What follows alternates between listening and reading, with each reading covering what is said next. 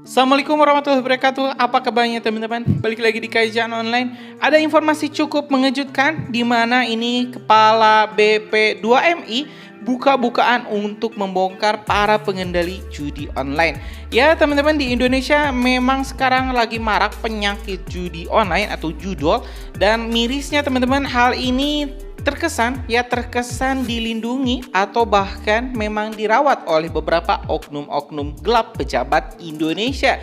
Dan hal ini informasinya teman-teman cukup membuat terkejut Presiden Joko Widodo lantaran ada nama-nama yang memang cukup dikenal oleh Presiden Joko Widodo yang disebut-sebut terlibat dalam jaringan judi online di Indonesia.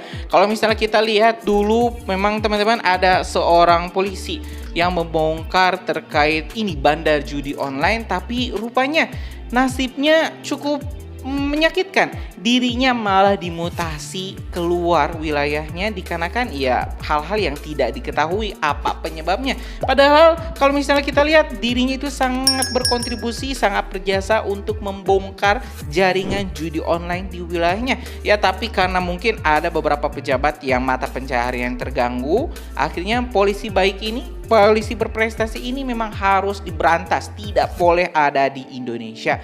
Nah teman-teman, kita mau langsung saja ini simak pernyataan langsung dari Kepala BP2MI terkait siapa saja sih oknum-oknum pejabat tinggi Indonesia yang bermain dalam jaringan judi online di Indonesia.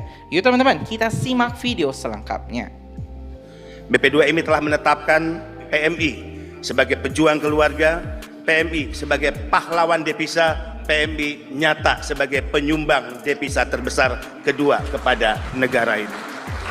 Hal yang menggembirakan, Pak Saleh, Bank Indonesia telah merilis di tahun 2023 bahwa sumbangan devisa pekerja migran Indonesia sebesar 227 triliun kepada negara ini, dan menempatkan sumbangan PMI sebagai sumbangan devisa terbesar kedua. Ini tentu membanggakan. Sehingga transformasi yang sedang berjalan dan dikerjakan, berbagai perubahan besar yang kita ingin wujud nyatakan, berbagai regulasi yang menunjukkan negara berpihak kepada para pekerja migran Indonesia, layanan yang lebih mudah, murah dan cepat, yang itu menjadi tradisi baru dalam memberikan pelayanan kepada pekerja migran Indonesia, dan pemberian fasilitas istimewa kepada pekerja migran Indonesia, menunjukkan bahwa saatnya negara hadir, negara berpihak kepada para pekerja migran Indonesia. Dalam beberapa kasus juga, BP2MI telah menyampaikan dalam rapat terbatas di Istana Negara, di hadapan Presiden, dengan tegas saya katakan, jika selama ini kenapa negara tidak mampu menyentuh sindikat penempatan ilegal, nyata bahwa sindikat penempatan ilegal selalu dibackingi oleh oknum-oknum memiliki atributif kekuasaan di negara ini. Di depan Presiden, di hadapan Panglima TNI, di hadapan Kapolri, Menteri dan lembaga, saya katakan, oknum-oknum itu berasal dari oknum TNI Polri, oknum-oknum kementerian lembaga, dan bahkan oknum di BP2MI terlibat dalam sindikat penempatan ilegal pekerja migran Indonesia. Tentu jika saya menyebut seperti ini, tidak boleh ada institusi yang merasa rendah diri atau merasa dipermalukan. Kita percaya oknum brengsek dan pengkhianat Republik akan selalu ada dimanapun. Tapi kita yakin di institusi negara, di kepolisian, di TNI, di kementerian lembaga, dan juga yang lainnya, akan masih banyak orang-orang baik yang memiliki komitmen kepada negara merah putih dan Republik ini.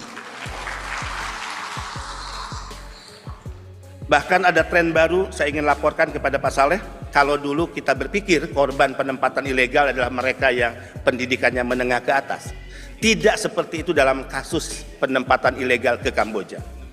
Rata-rata mereka adalah anak-anak muda, lulusan SMA, kemudian juga bahkan S1, dan ada case beberapa anak muda S2.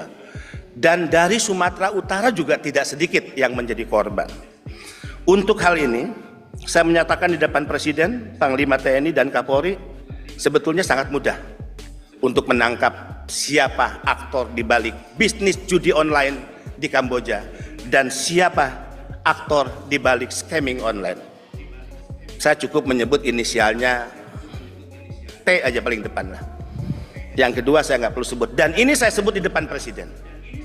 Boleh ditanya kepada Pak Menko, Pak Mahfud MD saat itu, ya Presiden kaget, Pak Kapolri kaget, agak cukup heboh rapat terbatas saat itu. Orang ini adalah orang yang selama Republik ini berdiri mungkin tidak bisa disentuh oleh hukum. Mohon maaf dengan segala hormat.